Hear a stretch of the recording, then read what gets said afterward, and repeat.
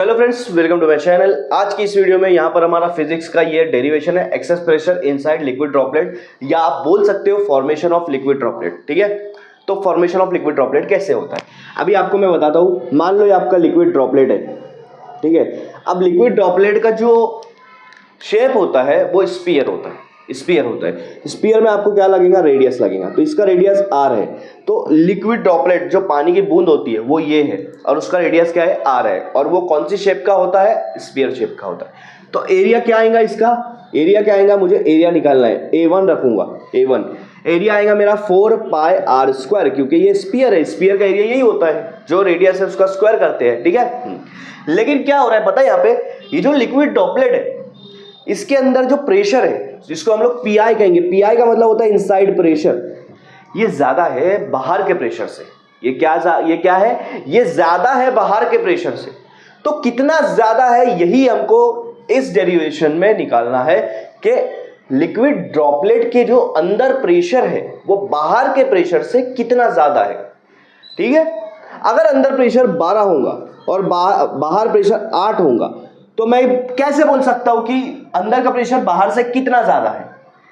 कोई भी बोलेगा 4 ज्यादा है। कैसे निकाले, अंदर के प्रेशर से बाहर के प्रेशर को माइनस कर दिया। क्या कर दिया, माइनस। तो अंदर का प्रेशर क्या है, पी आई, बाहर का प्रेशर P0। तो यही तो मुझे निकालना है, पी आई माइनस P0। इसको कहेंगे हम एक्सेस प्रेशर, मतलब ज्यादा प्रेशर।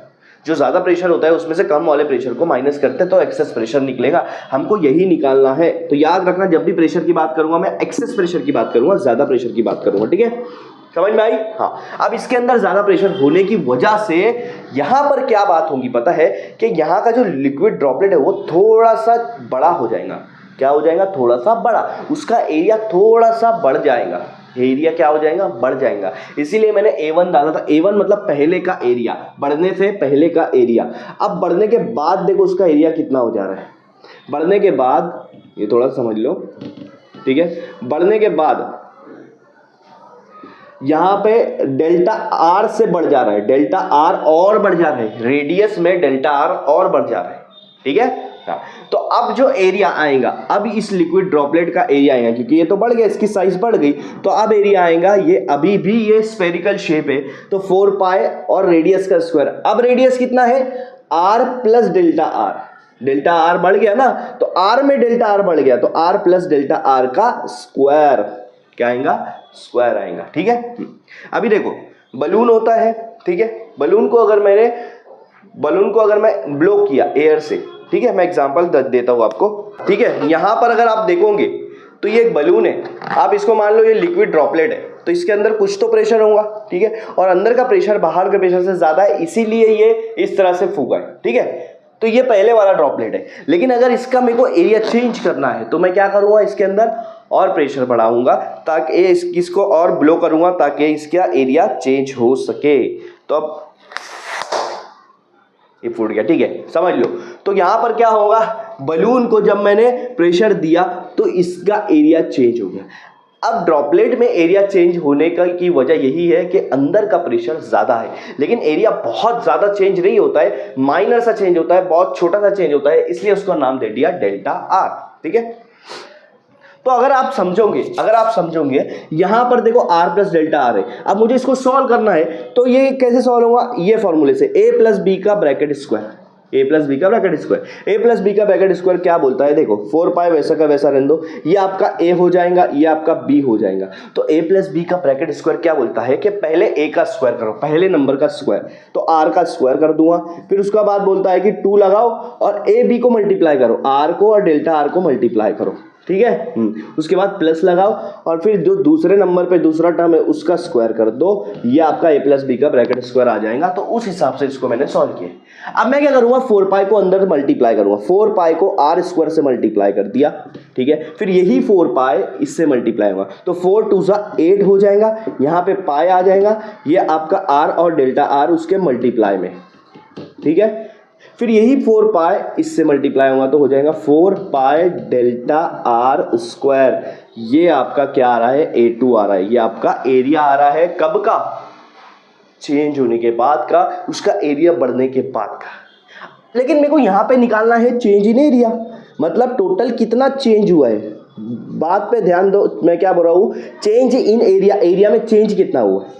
चेंज कैसे निकालते हैं, बाद वाले में से पहले वाले को माइनस कर देते हैं, बाद वाले को पहले वाले में से माइनस करते हैं। एग्जांपल के तौर पे अगर आप किसी आपके रिलेटिव्स को देख रहे हो, पहले वो 50 किलो का था, अब अगर आप देख रहे हो तो वो आपको ज़्यादा लग रहा है 70 kg के आसपास, तो आप क्या बोलोगे कि तुम 20 kg बढ़ गए हो। आपने ये कैसे पता चला कि 20 kg बढ़ गए हो, अभी के एरिया में से पहले वाले एरिया को माइनस किया, अभी के वजन में से पहले वाला वजन को माइनस किया। तो यहाँ पे अभी के एरिया में से पहला वाला एरिया माइनस करेंगे, A2 माइनस A1। अभी A2 है, पहले A1 था, A2 क्या है, A2 ये है, तो डाल दो ना A2 4πr², ठीक है, प्लस, हाँ एक और चीज बताता हूँ आपको मैं, एक और चीज बताता हूँ, ये जो डेल्टा आर मैंने अभी क्या बताया कि बहुत छोटा सा चेंज होता है, बहुत छोटा सा, ठीक है, पॉइंट में आंसर आता है।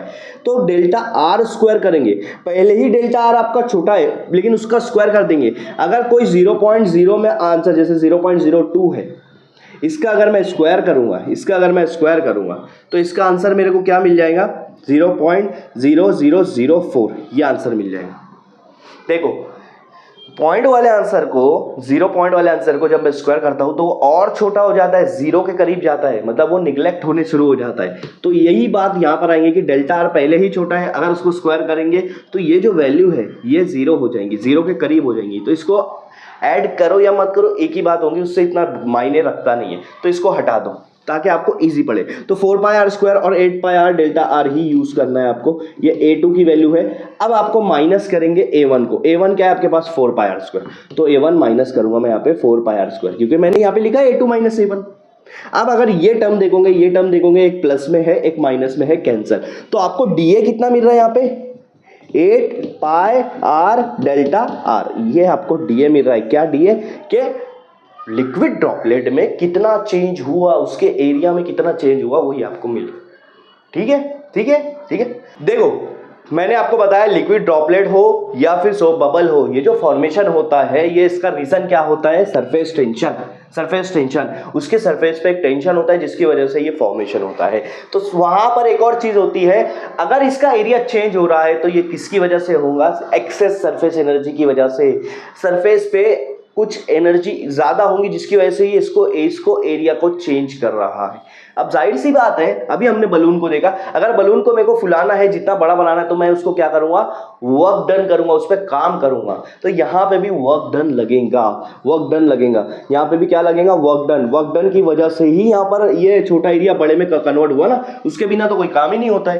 तो वर्क डन आपका है, लेकिन यहाँ पे थोड़ा सा चेंज हुआ है जिसकी वजह से वर्क डन भी थोड़ा सा लगे। तो वर्क डन का यहाँ पे फॉर्मूला आएगा T/DA।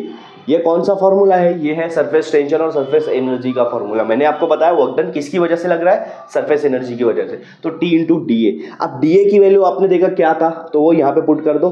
DA की वैल्यू थी 8πr डेल्टा आर, इसको आप नाम दे दो 1 2 जो भी देना चाहते हो वो दे दो। तो आपको यहाँ पे वर्क डन मिल गया, आपको यहाँ पे वर्क डन मिल गया। ठीक है।